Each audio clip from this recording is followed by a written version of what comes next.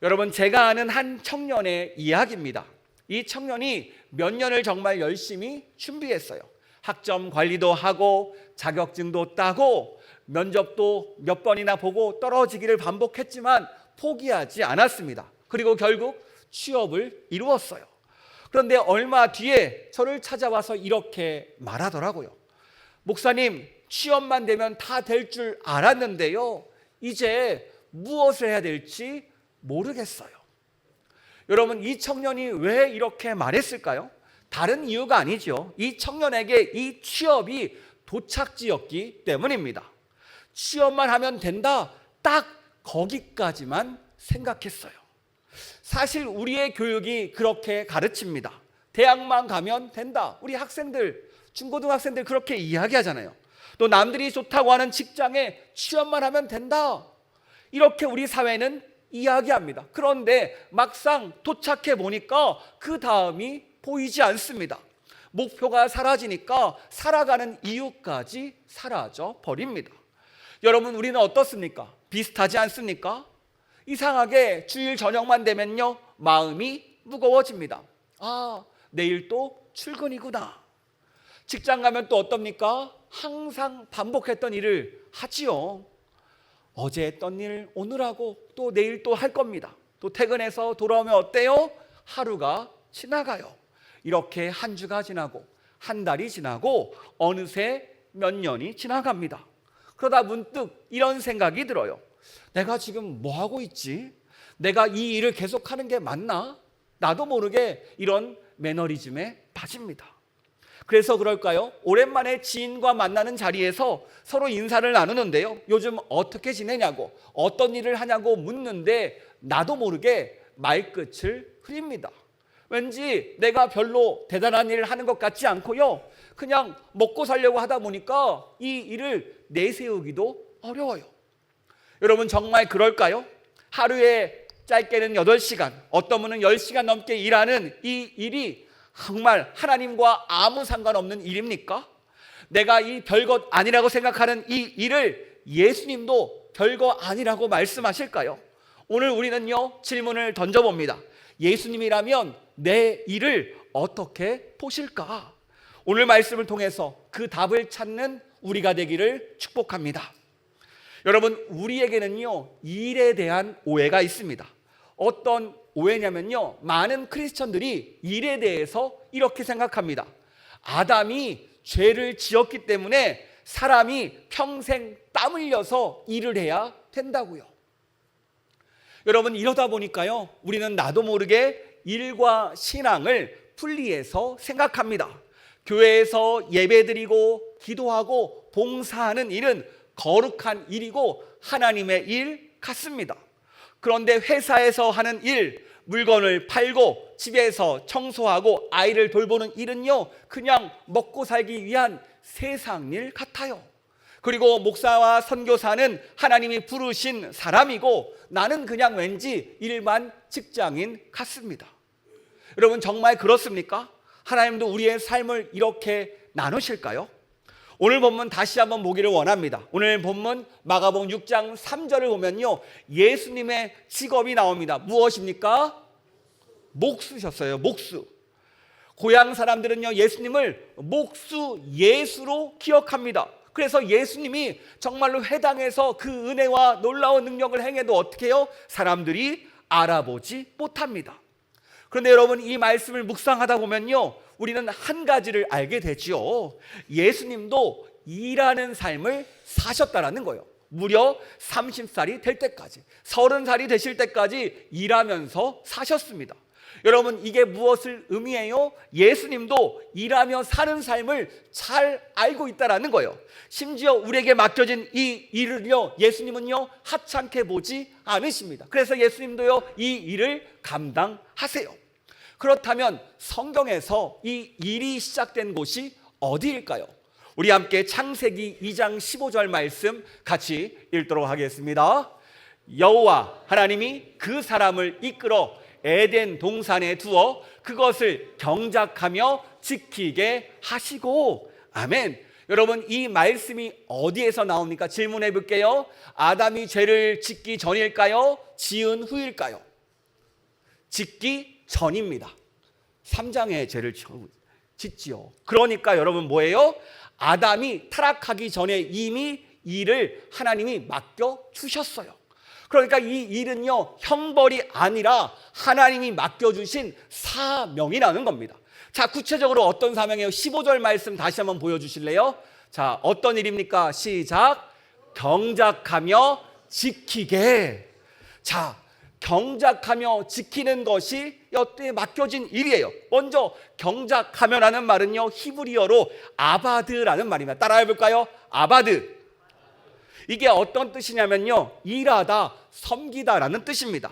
밭을 갈고 땀을 흘려 일할 때 이 단어가 쓰이고요. 또 이 단어는요, 성경에서 어떤 때 쓰입니까? 하나님을 섬긴다, 하나님을 예배한다 할 때 이 단어가 똑같이 사용됩니다. 무슨 뜻이에요? 성경에서는요, 밭을 가는 일과 하나님을 섬기는 일을 구분하지 않았어요. 즉 로마서 12장 1절처럼 삶이 곧 예배라는 것을 우리에게 말해줍니다. 또 두 번째, 지키게 하시고라는 게 있죠. 이게 바로 히브리어로 샤마르예요. 따라해볼까요? 샤마르. 지키다, 보호하다, 보존하다라는 뜻이에요. 하나님은요, 아담에게 이 에덴 동산을 마음대로 쓰라고 하지 않았습니다. 너는 이 동산을 지켜야 된다. 왜요? 이 동산의 주인이 따로 있기 때문입니다. 누가 주인입니까? 하나님이죠, 하나님. 그러니까 이 아담은요, 하나님이 맡기신 이 동산을 돌보고 지키는 청지기였어요. 그러니까 우리는 이 시점에서 우리의 생각이 바뀌어야 합니다. 일은 벌이 아니라는 것이요, 일은 바로 하나님이 우리에게 맡겨준 사명입니다. 어떤 사명입니까? 아바드, 하나님을 예배하고 섬기듯 일하는 것. 또 샤마르, 하나님께서 맡기신 것을 지키고 돌보는 것. 그러니까 일은요, 내 밥벌이 이전에 하나님을 섬기는 자리라는 거예요. 하나님께서 내게 맡기신 일, 내게 맡기신 사람들을 책임지고 돌보는 자리입니다. 그래서 우리의 일터가 곧 하나님을 예배하는 자리인 거예요. 자, 따라해 볼까요? 일은 하나님이 맡기신 사명이다. 아멘. 그래요. 우리의 일터를 하나님이 맡기신 사명의 자리로 다시 바라보는 우리가 되기를 축복합니다. 그리고 또 우리가 풀어야 되는 오해가 있어요. 무엇이냐면 우리는요, 나도 모르게 나의 존재 가치를 나의 직업에서 찾을 때가 많습니다. 그러면 하나님도 우리를 그렇게 볼까요? 여러분, 우리가 잘 아는 사람이 있죠. 한평생 어부로서 살았던 사람. 그런데 하나님이 부르신 사람 누구입니까? 바로 시몬입니다. 예수님께서 이 시몬에게 다가오셔서 이렇게 말합니다. 우리 마가복음 1장 17절 말씀 같이 읽도록 하겠습니다. 예수께서 이르시되 나를 따라오라, 내가 너희로 사람을 낚는 어부가 되게 하리라 하시니, 예수님께서 시몬에게 뭐라고 말씀하십니까? 너 이제 어부 그만두고 목사가 되어라, 이렇게 말하지 않았어요. 너는 이제 사람을 낚는 어부가 되게 하리라. 어부라는 말이 여전히 남아 있습니다. 그래요, 예수님은요, 이 시몬의 직업을 지워버리지 않았어요. 이 직업, 그의 어부라는 일 안에 새로운 목적, 사람을 낚는, 사람을 살리는 이 목적을 넣어 주셨습니다. 그러니까 예수님께서 이 시몬을 부른 것은요, 어부라는 직업 때문에 부른 것이 아니라 시몬이라는 사람을 불렀고 이 사람을 통해서 일하신다는 거예요. 직업이 우선이 아니라 사람입니다. 이게 하나님이 우리를 보는 거예요. 우리는 이 지점에서 두 가지를 분별해야 됩니다. 무엇입니까? 소명과 사명이죠. 소명이 무엇입니까? 하나님이 나를 불러주셨어요. 그래서 나는 하나님의 자녀입니다. 따라해 볼까요? 나는 하나님의 자녀다. 이게 바로 부르심, 소명입니다. 소명. 그러면 사명은 무엇입니까? 바로 하나님의 자녀에게 하나님이 맡겨주신 일이에요. 여러분, 여기서 순서가 중요합니다. 부르심, 이 소명이 먼저고요, 그 다음에 사명, 맡겨진 일이 다음이에요. 내가 누군지 알아야 내가 무엇을 해야 되는지가 나온다는 거예요. 그런데 우리는요, 이 순서가 많이 뒤집혔습니다. 우리는 나도 모르게 나의 직업이 앞설 때가 많아요. 왜요? 나의 생계수단이니까. 그래서 명함이 곧 나입니다. 직급이 곧 나예요. 연봉이 곧 나처럼 생각합니다. 그런데 일이 항상 잘 됩니까? 아니죠. 흔들릴 때가 있어요. 그러면 어떻게 돼요? 내 존재 자체가 흔들릴 때가 많습니다. 또 그러다 직장을 그만두면요, 이런 질문이 찾아오죠. 이제 나는 누구냐고, 나는 뭐하냐고. 왜 그렇습니까? 어느 순간 나도 모르게 내 직업이 나의 정체성이 되었으니까요. 근데 성경은요, 나의 정체성을 뭐라고 해요? 나의 소명이 뭐였어요? 하나님의 자다. 나의 소명이 뭐예요? 하나님의 자녀. 자, 내가 회사를 사업이 망했어요. 나의 소명은 뭐예요? 하나님의 자녀. 내 사업이 잘 돼요. 나는 누구예요? 하나님의 자녀. 변하지 않는 소명이 있습니다. 여러분, 성경을 보면요, 일자리가 몇 번이나 바뀌었는데도 흔들리지 않는 사람이 있습니다. 바로 누구냐면요, 요셉이라는 친구예요. 이 요셉의 일자리가 몇 번이나 바뀌었는지 아십니까? 처음에는요, 아버지의 사랑받는 아들이었습니다. 형들에게 팔려서 그런데 어떻게 돼요? 노예가 됩니다. 노예로 성실히 일했더니 누명을 쓰고 죄수가 됩니다. 그리고 결국 애굽의 총리가 됩니다. 아들에서 노예로, 노예에서 죄수로, 죄수에서 총리로 무려 4번이나 바뀌어요. 그런데 여러분, 여기서 중요한 게 뭐냐면 요셉이 스스로 바꾼 자리가 하나도 없다라는 거예요. 팔려가는 것도 내 뜻이 아니었습니다. 갇힌 것도요, 내 뜻이 아니었어요. 전부 원치 않게 바뀌었습니다. 그런데 여러분, 우리의 인생도 비슷하지 않습니까? 내가 계획한 대로 흘러가지 않는다라는 거예요. 그런데 하나님께서 인도하시는 대로 따라갔더니 요셉이 나중에 뭐라고 고백해요? 우리 창세기 50장 20절 말씀 같이 읽도록 하겠습니다. 시작.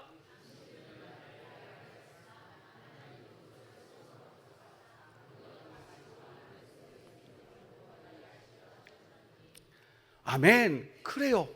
보이십니까? 요셉은 자리가 4번이나 바뀌었으나 사명은 딱 하나였습니다. 무엇입니까? 사람을 살리는 거예요. 노예로 있을 때는요, 그 집을 살렸습니다. 감옥에 있을 때는요, 그 안에 사람을 살렸습니다. 총리가 되니까요, 한 나라를 살립니다.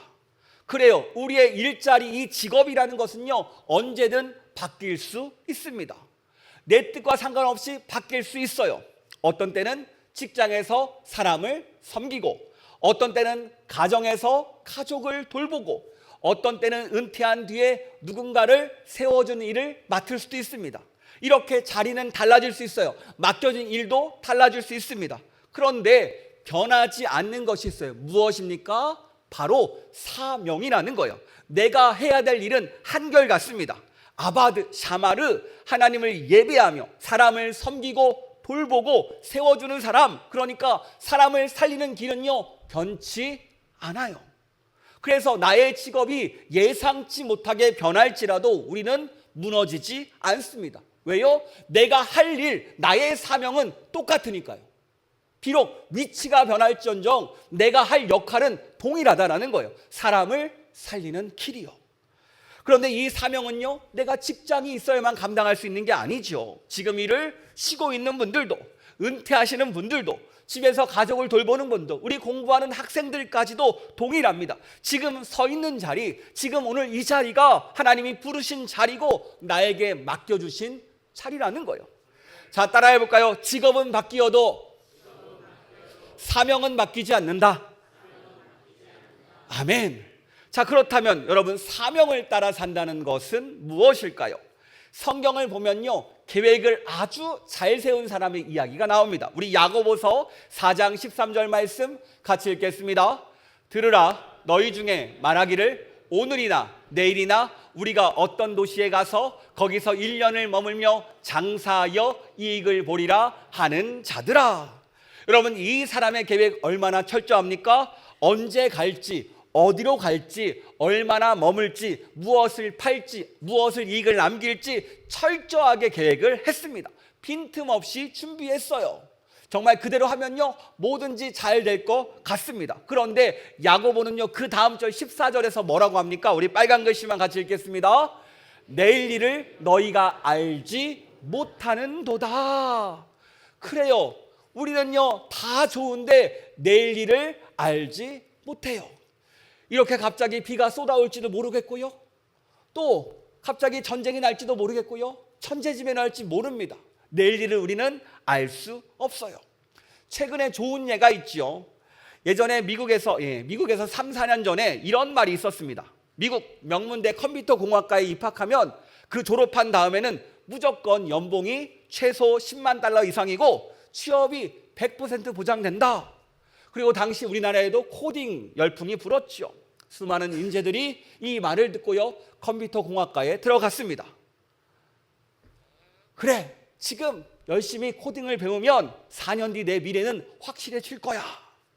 그런데 지금 졸업반이 된 이 친구들이 어떻게 되었습니까?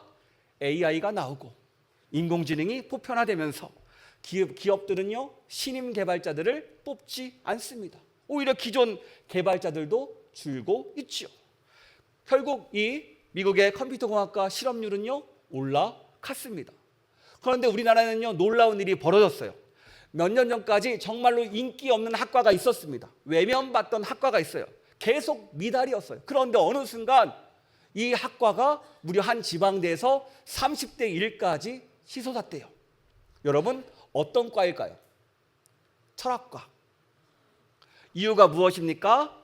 세계적인 이 AI 이 기업들이 대표를 세우는데 컴퓨터공학 전공자들이 아니라 질문할 수 있고 사고할 수 있고 윤리적으로 판단할 수 있는 철학 전공자를 대표로 세우기 시작했기 때문이에요. 그러니까 세상이 또 한 번 생각을 바꾼 겁니다. 이제는 철학이 대세다.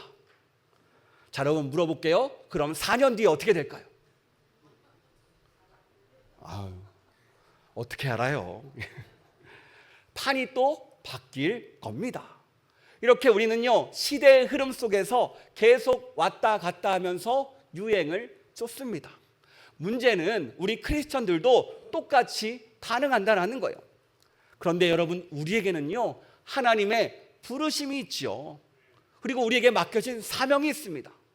우리가 하나님의 자녀라는 확실한 이 부르심 안에서 맡겨진 일을 감당하는 거예요. 분명한 길이 있고 진리가 있고 분명한 방향이 있어요. 그런데 어떻게 해요? 마치 우리가 사명이 있는데 이 사명을 잃어버리고 마치 세상 사람들과 같이 바람에 나는 겨와 같이 이리저리 흔들리고 있다라는 거예요.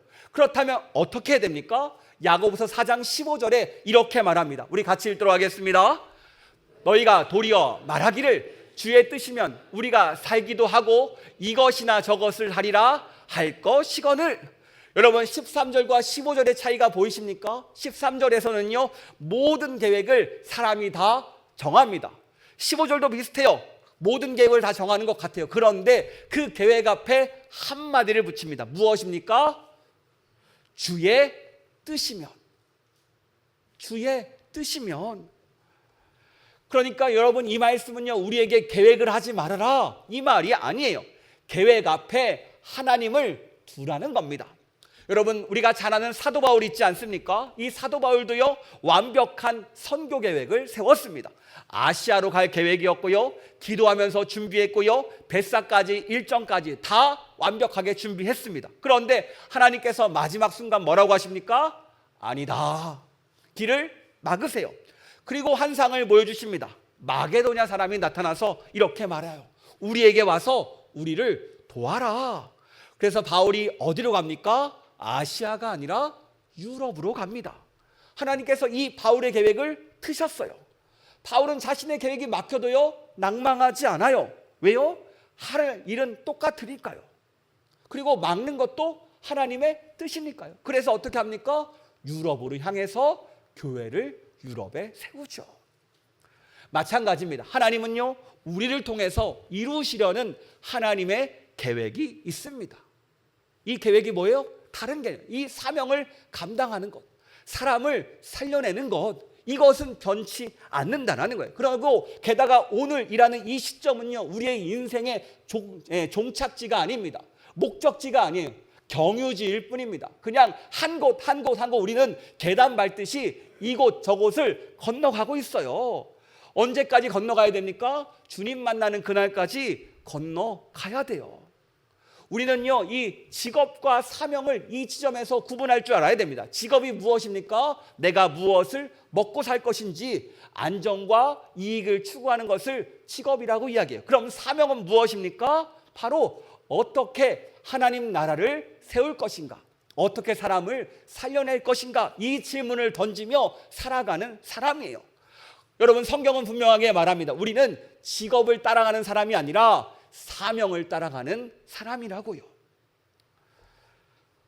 더 쉽게 이야기하면요, 우리가 돈 벌려고 일하는 것이 아니라 하나님이 맡겨주신 이 사명, 사람을 살리는 일을 감당하다 보면 하나님께서 필요한 재정도 주시고 업적도 주시고 인기도 주시고 성공도 주셔서 이것들이 함께 가도록 도와주신다는 거예요. 우리 그리스도인들은요, 이 순서를 기억해야 됩니다. 직업이 먼저가 아니라 바로 사명이 먼저라는 거예요. 그리고 성경에서 말하잖아요. 하나님께서, 너희 아버지께서 너희의 필요를 다하시고 채워주신다고요. 자, 여러분, 하나님 나라를 세운다는 게 무엇입니까? 우리 다시 한번 복습해 봅시다. 앞에서 나는 두 단어죠. 아바드와 샤마르. 아바드가 무엇입니까? 내 자리에서 하나님께 예배하듯이 섬기는 것이 바로 아바드. 샤마르가 무엇입니까? 하나님이 맡기신 사람과 일, 책임감 있게 돌보고 지켜내는 것. 이게 오늘 우리가 해야 될 일이라는 거예요. 이것을 감당할 때 하나님께서 우리를 통해서 하나님의 나라를 세워가시고 하나님께서 우리를 통해서 일하십니다. 여러분, 칼뱅의 직업 소명설이라는 게 있어요. 칼뱅은 이렇게 이야기했습니다. 내 직업이 하나님이 맡기신 소명이다. 당시 시대는요, 이것이 일반화되었습니다. 그래서 당시 건축가나 인부들이 일할 때 어떤 마음으로 일했는지 아십니까? 그래, 나는 돈벌이 하기 위해서 건축하는 사람이 아니야. 나는 돈벌이 하기 위한 일용직 노동자가 아니야. 하나님께서 나에게 이 일을 맡기셨어. 이 마음으로 일을 합니다. 그러니까 건축물을 지을 때 어떻게 지었을까요? 마치 우리 집 짓듯이 꼼꼼하게 졌어요. 왜요? 나에게 맡겨주신 사명이니까. 또 하나님이 나를 보시니까. 어떻게 허투루 지을 수 있을까요? 그러다 보니까 어떻게 됩니까? 이런 마음으로 건축하니까 몇백 년이 지나도 건축물이 튼튼합니다. 마찬가지 아닙니까? 하나님이 우리를 다 보고 계십니다. 최소한 하나님의 자녀는 하나님 앞에서 부끄러움이 없어야죠. 하나님 다 보고 계시는데. 여러분, 이 지점에서 또 이렇게 저에게 질문하는 분이 계실 겁니다. 그럼 앞으로 목사님, 제 직업이 없어지면 어떡합니까? 내가 계획했던 일들이 막히면 어떡합니까? 라고 질문하는 분이 있어요. 여러분, 요셉을 보시면요, 13년을 억울하게 보냈습니다. 누명을 쓰고 노예로 감옥으로 끌려갔어요. 그러니까 여러분, 때론 우리에게는요, 견뎌야 될 때가 있습니다. 알 수 없지만 오래 참고 인내해야 될 시기도 있습니다. 또 어떤 때는요, 기도 아니면 이겨낼 수 없는 때도 있습니다. 하지만 이런 자리가 찾아올 때마다 최소 우리가 하나님의 자녀로 부끄럽지 않은 길을 걸어가면 돼요. 그거면 다 충분합니다. 그러면 하나님이 인도하신다니까요. 공부하는 학생 공부하고 준비하고 내가 할 수 있는 일을 하는 겁니다. 또 상황을 따라서 사람을 만나기도 하고 일을 배우기도 하면서 이 모든 것을 하면서 중요한 기도를 빼먹지 않고요, 기도하면서 하나님의 인도를 구하는 거예요. 이때 이런 소리가 들려옵니다. 누가 이 일을 하면 돈을 많이 번다더라. 이런 얘기는 대부분 사기니까 따라가지 마시고 내가 공부하고 내가 알아보고 가야 됩니다. 여러분, 우리가 지난번에 이야기를 나눴듯이 성공한 사람들을 보면요, 한 방에 대박 나서 성공한 사람은 없었습니다. 지난번 이야기했듯이 최소 7번은 망해야 된다고 했죠. 크게. 망하는 동안 우리가 배우는 겁니다. 어떻게 사람들과 관계를 맺어야 되는가? 어떻게 해야 일을 잘할 수 있을까? 어떻게 재정 관리를 해야 되고 사람 관리를 해야 되고 일 처리를 해야 되는가? 이런 것들을 실패를 통해서 우리가 배우는 겁니다. 이렇게 배우고 성장하다 보면 어느 순간 내가 생각지도 못하는 길로 하나님이 인도하세요. 여러분, 저의 대학 동기 이야기입니다. 이 친구는요, 전도사입니다. 그런데 카페 사장이면서 자산 관리자이기도 해요. 그래서 저의 보험을 체크해 준 적도 있는데 사람들의 그 많은 재정 상태를 잘 관리해주고 있습니다. 그런데 이 친구가 왜 엔잡러가 됐는지 아십니까? 아버지가 시골교회 목사님인데요, 한 사람이 교회 직인을 훔쳐다가 교회 땅을 팔아버렸습니다.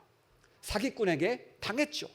그래서 어떻게 합니까? 다시 사정해서 그 사람에게서 이 교회를 다시 사왔습니다. 그럼 뭐가 남아요? 빛이 남죠. 그래서 이 친구는요, 목사님 아들이고 시골교회다 보니까 엔잡러가 되었습니다. 전도사로 시작했는데, 그래서 다시 부동산을 공부했고요, 보험도 공부했고요, 재정도 공부했고요, 사업도 공부하면서 결국 교회 빚을 다 갚았습니다. 그리고 지금 주말에는 사역자로, 평일에는 일터에서 자산관리자로 세워졌습니다. 여러분, 이처럼 우리는요, 직업을 고정시키지 않아요. 이게 평생 직업이야 말하지 못합니다. 앞으로는요, 평생 직업은 없습니다.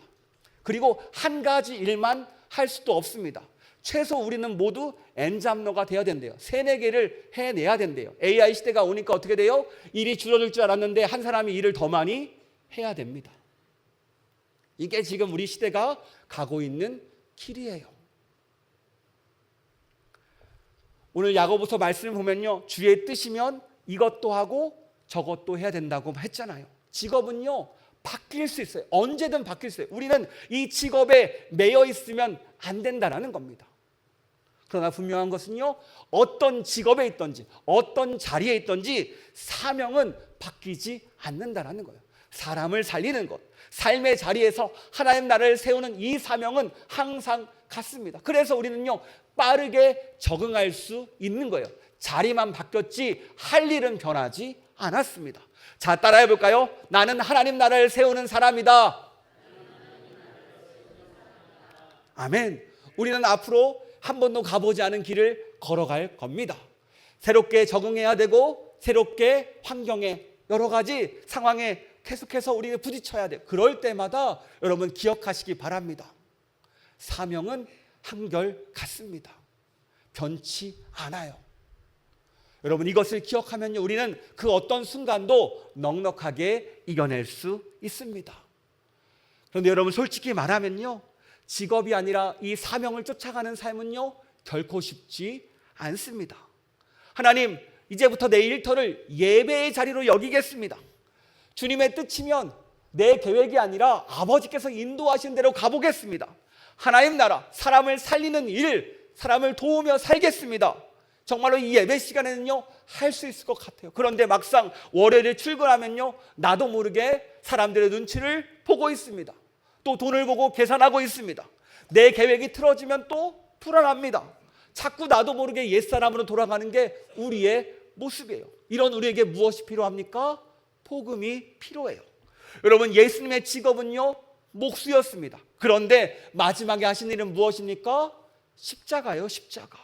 십자가가 어떤 자리입니까? 당시에 가장 부끄러운 자리, 가장 가기 싫은 자리였습니다. 하나님의 아들이신 예수님께서 이 땅에서 목수를 일하시고 하찮은 일을 맡으셨고 또 가장 낮은 십자가까지 지십니다. 그런데 예수님께서 이 십자가상에서 무엇라고 외치세요? 다 이루었다.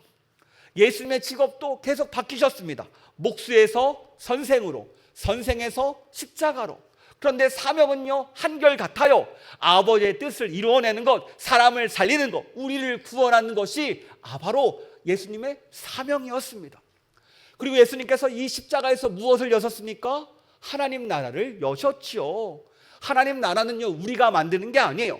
예수님이 이미 여신 이 하나님 나라를 내가 사는 자리에서 드러내는 거예요. 하나님과 내가 하나님의 자녀로 살다 보면 자연스럽게 드러나는 것이 하나님의 나라예요. 여러분, 내가 누굽니까? 하나님의 자녀입니다. 그저 하나님과 교제하며 자녀답게 살면은 알아서 모든 것들이 이루어진다는 거예요. 그래서 우리는요, 오늘도 직업 가운데 인정받으러 사는 것이 아니라 하나님 안에서 사랑받는 자녀로 사는 거예요. 그저 하나님 자녀답게 아바드, 하나님을 예배하듯이 일하면서요, 샤마르, 하나님께서 맡겨주신 우리의 가정과 우리의 일터, 우리의 사람들을 돌보고 지키며 사람을 살리는 것, 이것이 바로 우리의 삶의 방식입니다. 우리는 이 삶의 방향을 기억해야 됩니다. 제가 예전에 한 청년과 대화를 한 적이 있어요. 이 친구가 저에게 묻더라고요. 목사님, 저도 하나님의 일을 하고 싶습니다. 그런데 저는요, 하나님의 일을 하지 못해서 너무 아쉬워요. 제 일은 너무 세속적인 것 같아요. 이 친구는요, 호텔에서 벨보이를 하는 친구였어요. 서비스업이 있죠. 제가 그래서 이렇게 말해봤습니다. 그래, 너 그럼 이렇게 한번 해볼래? 손님이 올 때마다 이렇게 기도해봐. 하나님, 이 손님이 저의 미소를 보고 기분 좋아지게 해주시고 또 오늘 우리 호텔에서 행복한 시간 보내게 해주세요. 정말로 이 친구가 이 기도를 따라했더니 일터가 변했대요. 사명을 감당하는 거룩한 장소로 변했답니다. 여러분 보시면 이 청년의 직업이 바뀌었습니까? 아니지요. 그대로입니다. 월급도 그대로고 하는 일도 그대로입니다. 그런데 그 자리에서 무엇이 세워지고 있습니까? 하나님 나라가 세워지고 있는 거예요. 사명을 감당한 자리로 갑자기 편하게 되었어요. 저는요 확신합니다. 이 친구를 만나는 사람, 그 기도가 올려지는 순간 그 친구의 미소를 보고요 기분이 좋아졌을 것이고 그 호텔에서도 좋은 시간을 보냈을 겁니다. 더 쉽게 말하면 내가 하는 알바, 쉽게 말하면 커피 내리는 일도 사명으로 일하면요 커피를 통해서 사람들의 필요가 채워지고 사람을 살려냅니다. 또 청소하는 일도 마찬가지예요. 샤마르, 하나님이 내게 맡기신 이 건물 지키고 돌보는 거 결코 작은 일이 아닙니다. 이것도 하나님 나라를 어떻게 해요? 감당하는 거예요. 일의 귀천이 어디 있습니까? 누군가의 필요를 채워준다는 것은요 대단한 겁니다. 누군가를 도와준다는 것은요 아무나 할 수 있는 게 아니에요. 여러분, 이게 누가 가능합니까? 바로 나의 소명, 내가 하나님의 자녀임을 기억하면서 사명, 사람을 살리는 이 사명을 감당하는 사람만 할 수 있습니다. 게다가 여러분 신기합니다. 이 소명, 하나님의 자녀임을 기억하면서 각자의 자리에서 이 사명을 감당할 때 어떻게 돼요? 하나님 나라가 세워져요. 하나님이 도와주세요. 하나님께서 우리를 더 많은 자리로 세워 가십니다. 달란트 비유 기억하시죠? 우리가 하나님의 뜻대로 해봤더니 어떻게 우리를 더 많은 일을 맡기며 우리의 삶을 세워 가십니다. 저는요 우리 모든 사람들이 정말로 많은 일들로 하나님께 쓰임 받았으면 좋겠어요. 정말로 하나님의 일터가 되었으면 좋겠어요. 우리 사업하는 분들 하나님께서 축복해 주시고 그곳이 정말로 하나님이 도와주셨습니다. 간증의 장소가 변하기를 원합니다. 그러기 위해서 우리는요 이 소명과 사명을 확실히 해야 됩니다. 이 마음으로, 이 거룩한 마음으로 누군가에게 다가갔을 때 반드시 하나님이 축복해 주십니다. 도와주십니다. 이것을 기억하는 저와 여러분 되기를 축복합니다. 오늘 말씀을 정리합니다. 직업은 바뀌어도 사명은 바뀌지 않습니다. 여러분 앞에서 말씀드린 청년, 취업만 하면 다 될 줄 알았던 이 청년을 기억하십니까? 이 청년에게 필요한 것이 무엇입니까? 더 좋은 직장이 아니라 삶의 방향이었습니다. 사명이 필요했어요. 여러분 이번 한 주간 각자의 삶의 자리에서 질문 하나 던져봅시다. 나를 통해 누구를 살려내야 하는가? 내가 이번 주 누구를 살려내야 되는가? 나를 만나는 사람? 우리의 가족? 누구십니까?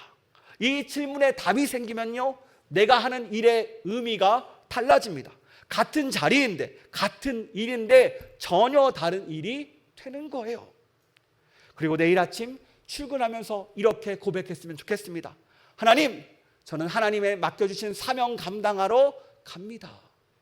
그냥 일하러 가는 것이 아니라 우리는 사명 감당하러 갑니다.